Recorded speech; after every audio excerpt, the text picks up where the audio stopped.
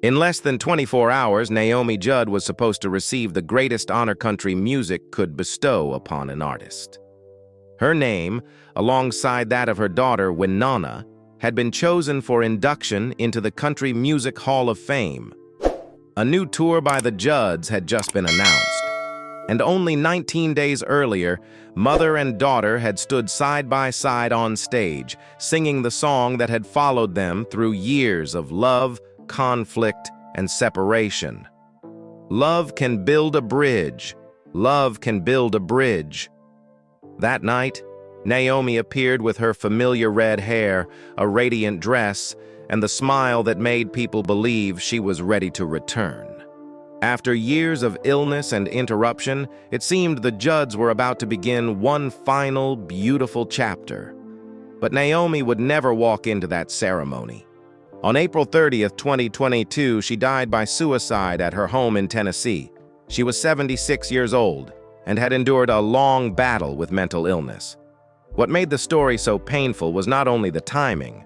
Naomi had survived a traumatic childhood, years as a struggling single mother, poverty, violence, and an illness that had forced her to leave the stage while she was still at the height of her career. She had a family, she had fame, and she had the love of millions of people. But in her darkest hours, it seemed she could no longer see her life the way everyone else saw it. So where did that darkness begin?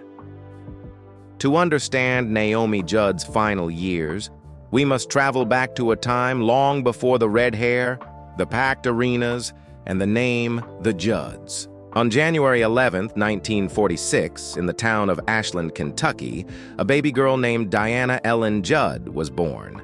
Years later, all of America would know her as Naomi Judd, the woman with the brilliant red hair, the wide smile, and the gentle harmony voice, standing beside her daughter on country music's biggest stages. But before she became Naomi, Diana was simply a little girl growing up in a working-class family where private troubles were often kept behind closed doors. Her father operated a gas station. Her mother worked to help the family survive. From the outside, her childhood looked like the familiar life of a small town in eastern Kentucky.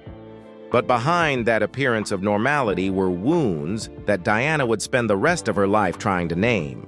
Naomi later revealed that she had been sexually abused by a relative when she was very young. She also spoke about feeling unsafe, about her difficult relationship with her mother, and about learning to hide her pain before she was old enough to understand what was happening to her. Then the losses continued. Her younger brother, Brian, developed Hodgkin's disease and died at a very young age. Her parents' marriage fell apart. And while the family was sinking beneath illness and instability, Diana became pregnant at only 17. The child's father was Charles Jordan. But after learning about the pregnancy, he did not stay to build a family with her. Diana married Michael Simonella and gave birth to her first daughter on May 30th, 1964. The baby was named Christina Claire Simonella. Years later, the entire world would know her as Wynonna Judd. But that marriage also concealed a secret. Michael was not Wynonna's biological father. For years, the little girl grew up without knowing the complete truth about where she came from. When that secret was finally revealed, it became one of many quiet fractures that existed between mother and daughter. Naomi may have hidden the truth because of fear, shame, or a desire to give her daughter a stable home. But sometimes, decisions made to protect a child can still wound that child when she becomes an adult. At an age when many young women are still discovering who they want to become, Diana had already been forced to become a wife, a mother, and a survivor. Perhaps it was during those years that she began creating the image that would follow her for the rest of her life. A woman who always stood tall. A woman who always said everything would be all right. And a woman who always smiled before anyone had the chance to ask how deeply she was hurting. In 1968, the family moved to Los Angeles. That same year, Diana gave birth to her second daughter, Ashley. California was supposed to be a land of new beginnings. But for Diana, it quickly became another place where she had to struggle to survive. Her marriage to Michael Simonella ended in 1972. Diana became a single mother raising 2 daughters, working multiple jobs, and constantly fighting to stay ahead of financial hardship. There were periods when the family had to depend on public assistance. Rent, food, and the safety of her daughters became problems that had to be solved one day at a time. But financial hardship was not the worst thing she endured. Naomi later said that she experienced violence in intimate relationships and was sexually assaulted. One serious incident finally convinced her to leave Los Angeles and take her daughters somewhere she believed would be safer. The 3 of them moved repeatedly through Kentucky, California, Texas, Nevada, and eventually Tennessee. Every move meant packing up their lives again. Every new home came with the promise that perhaps, this time, things would be better. But for Wynonna and Ashley, childhood was anything but stable. Ashley later described growing up amid constant upheaval, frequently changing schools and homes. Wynonna turned to the guitar. She could spend hours playing music, sometimes angering her mother because money that was already scarce had to be spent on guitar strings. Diana studied nursing. It was not a glamorous dream, but it was a practical path that could help her support her daughters. She studied, worked, and continued moving while trying to hold together a family that had repeatedly stood on the edge of collapse. Years later, the public would see Naomi as a woman who could fill any room with energy. But before she learned how to command a stage, she had to learn how to walk into hospital rooms, care for other people, and return home to 2 daughters growing up amid uncertainty. And it was inside that unsettled home that music began to do what conversation could not. It made a mother and her oldest daughter stop and stand beside each other. But standing beside each other did not mean they understood each other. Wynonna was not an easy child to raise, and Naomi was not an easy mother to live with. They argued. They hurt each other. The mother wanted to control life because she had spent so many years unable to control anything. The daughter was desperate to have a voice of her own. Then Naomi heard Wynonna sing. Her voice was rough, deep, and carried a weight that seemed far greater than her age. It did not sound like the polished voices that were popular in Nashville at the time. There was blues in it. There was Appalachia. There were the voices of working women, and the loneliness of a young girl who still did not know where she belonged. When Naomi added a harmony above Wynonna's voice, something remarkable happened. They might not have understood each other in the living room, but when the music began, each one knew exactly where the other was going. Their voices were not alike, but it was precisely that difference that brought them together. Naomi later remembered that mother and daughter might not have been able to talk to each other, but they could sing together. In 1979, the family moved to Franklin, Tennessee. Diana changed her name to Naomi. Christina became Wynonna.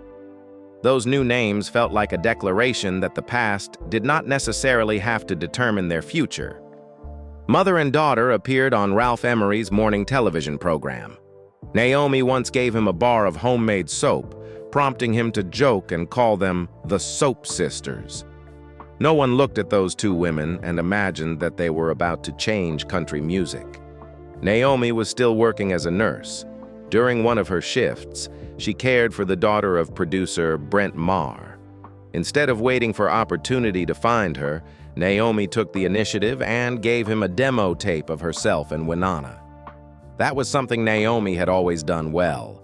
She could be frightened. She could be short of money. She could have no connections in the music industry. But she rarely allowed embarrassment to stop her from knocking on a door. Brent Maher heard something special in Wynonna's voice and Naomi's harmony. Together with guitarist Don Potter, he helped them develop an earthy, acoustic sound that placed their voices at the center rather than burying them beneath heavy layers of production. In 1983, the Judds signed with RCA Curb. Only a short time earlier, Naomi had been juggling checks just to pay the rent.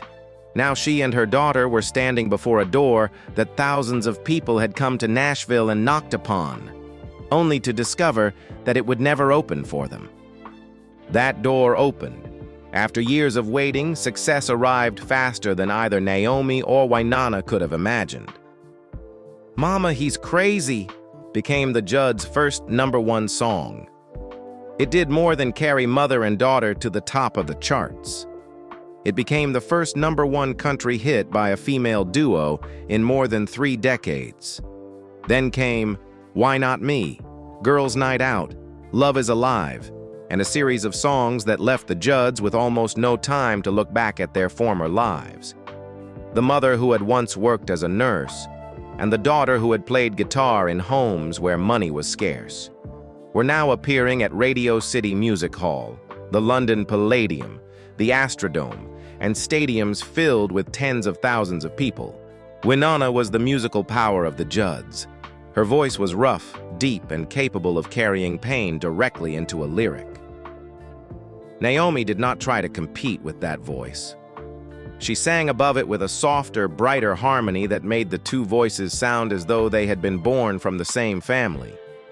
But Naomi's contribution extended far beyond harmony. She understood how to tell their story. She knew how to enter a room, speak to an audience, and transform two women from Kentucky into an image America wanted to believe in. Down to earth, funny, approachable, and united by the hardships they had overcome together. From 1984 through the early 1990s, the Judds placed 20 songs in the top 10, including 14 #1 hits. They became one of the most successful duos in country music history.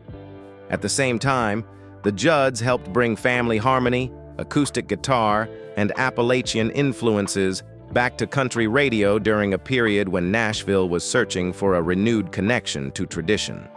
But the stage lights did more than illuminate their success. They also made the fractures that already existed between Naomi and Wynonna increasingly difficult to conceal. Because from that moment forward, they were no longer only mother and daughter. They were two halves of a career that neither one of them could easily walk away from. Naomi loved Wynonna, but that love was often accompanied by fear.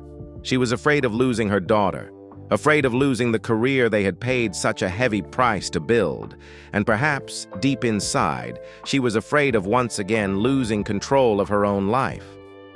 Naomi had spent too many years living in poverty and instability, so when success arrived, she wanted to control everything: how they appeared, how they answered interview questions, how the public viewed the Judd family, and where their career would go next. But Wynonna was growing into an adult. She knew she had needed her mother to enter Nashville, but she was also beginning to understand that if she wanted to become herself, she would need to create some distance from her mother. That struggle lived at the very heart of the Judds. On stage, Naomi could place a hand on Wynonna's shoulder and smile as though no distance existed between them. But backstage, criticism, feelings of being controlled, and repeated arguments continued to accumulate. The secret surrounding Wynonna's biological father deepened the wound. When Wynonna learned the truth, she was forced to reconsider more than her own identity. She also had to confront the question of why the mother closest to her had kept such an important part of her life hidden for so long. Naomi may have done it because of fear, shame, or a desire to give her daughter the feeling of a stable family. But the intention to protect someone does not always erase the pain left behind by a secret. Ashley also occupied her own place within those family fractures. While her mother and older sister became a world-famous duo, Ashley stood outside the Judds. She pursued acting, but the success of her mother and sister still cast a shadow over the family, creating distances that fame could not heal.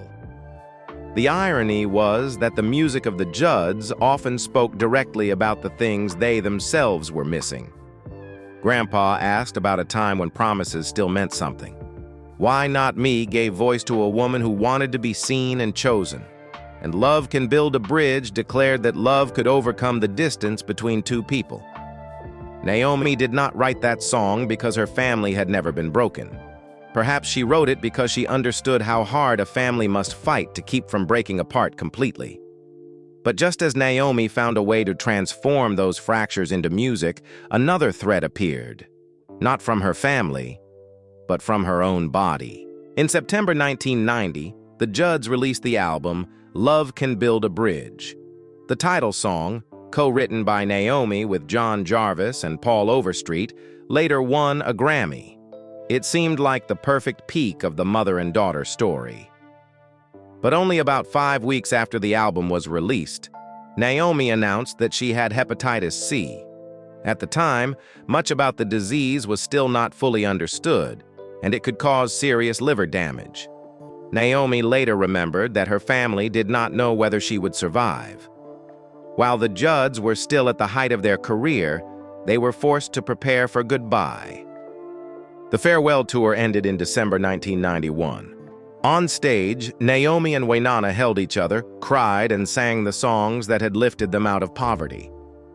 For the audience, it was the end of an era. For Wynonna, it was the beginning of a solo career. Her debut album topped the charts and sold millions of copies. She proved that the voice that had powered the Judds could continue without her mother standing beside her. But for Naomi, the separation was far more complicated. She did not simply lose a job. She lost the role that had defined her. For years, Naomi had been the one who planned, pushed, protected, and stood beside Wynonna. When illness removed her from the stage, her daughter continued moving forward, while Naomi had to learn how to exist outside the story she had helped create. Naomi did not disappear. She raised awareness about hepatitis C, established a research fund, wrote books, appeared on television, acted, and became a public speaker. She married Larry Strickland, who remained beside her for more than 3 decades. The Judds also reunited several times. Naomi appeared with Wynonna at the Super Bowl in 1994. They returned for performances in 1998, 2000, and 2006, as well as the last encore tour, which began in 2010. From the outside, it appeared to be a story of triumph over illness. But every time Naomi returned to the stage, she was able to touch the version of herself she loved most. And every time the lights went dark, she had to return to a question that no award could answer. Who was Naomi Judd when she was no longer standing beside Wynonna?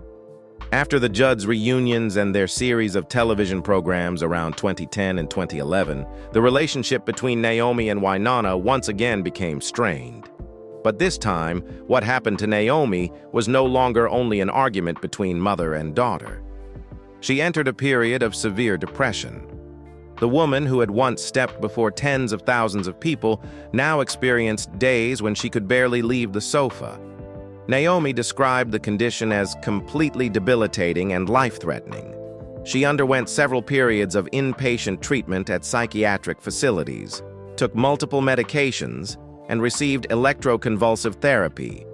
Those treatments were intended to save her, but they also left changes that people on the outside could see. Naomi's face changed, her hands trembled, her body no longer resembled the radiant image audiences had once known. For a woman who had spent decades controlling her public image, these were not merely side effects of treatment. They also created the feeling that she was losing yet another part of herself. In 2016, Naomi published River of Time, My Descent into Depression and How I Emerged with Hope. She publicly revealed the things many artists of her generation had tried to conceal: mental illness, hospitalizations, shame, and the feeling that she no longer recognized herself. Naomi became a voice of hope. But the fact that someone can speak about hope does not mean the illness has disappeared forever. The wounds of childhood, violence, loss, and complicated family relationships did not vanish simply because they had been described in a book. And mental illness does not argue fairly with a person's accomplishments. It can make someone loved by millions believe that she no longer has value. It can transform a future filled with possibility into a place that feels impossible to enter. At the beginning of 2022, it seemed Naomi once again had a reason to look ahead. The Judds announced that they would begin a new tour. Mother and daughter were preparing to return to the stage after more than a decade without touring together. On April 11, 2022, Naomi and Wynonna performed at the CMT Music Awards. Surrounded by lights and a choir, they sang "Love Can Build a Bridge." Wynonna stood in front with her familiar, powerful voice. Naomi stood beside her daughter, singing harmony and smiling. No one in the audience knew it would be the last time they would see mother and daughter perform together.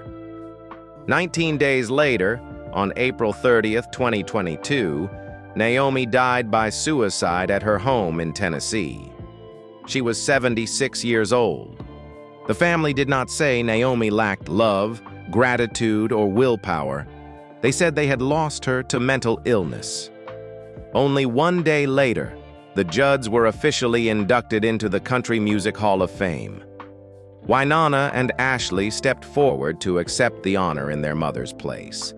Inside a room that should have represented the most beautiful conclusion to a long journey, two daughters stood before the audience without the woman who had carried them through so much of their lives.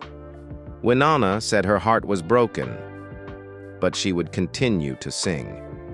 An illness determined how Naomi left this world, but it does not have the right to determine everything about how she is remembered. Even if we look only at the numbers, Naomi Judd's legacy is large enough to stand securely within the history of Nashville. The Judds placed 20 songs in the top 10, including 14 #1 hits. Mother and daughter won 5 Grammy Awards for their performances as a duo, along with numerous major awards from the CMA and ACM.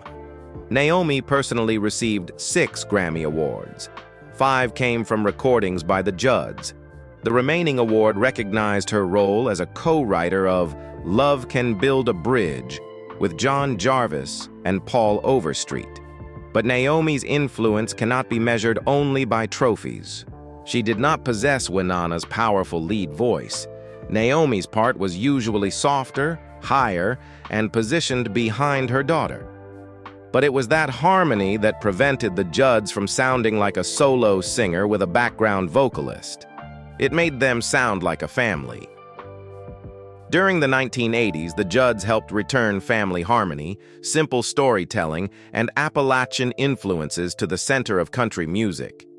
They proved that music rooted in tradition could still top the charts, sell millions of records, and fill enormous venues. Naomi also left behind a rare example. She did not stand outside her daughter's dream. She stepped directly into it, helping to build it, protecting it, and sometimes causing both of them to pay a price for it. The Country Music Hall of Fame was the official recognition of that journey, even though Naomi did not live to receive her medallion. But a more important form of recognition had appeared long before the ceremony. It lived in the people who heard "Mama, He's Crazy" and thought about their own mothers, in the families who sang "Grandpa" together, and in the listeners who could recognize the Judds the moment Naomi's harmony rose behind Wynonna. Because sometimes the most important part of a song is not the voice standing in front. It is the voice that makes sure the person in front never has to stand alone.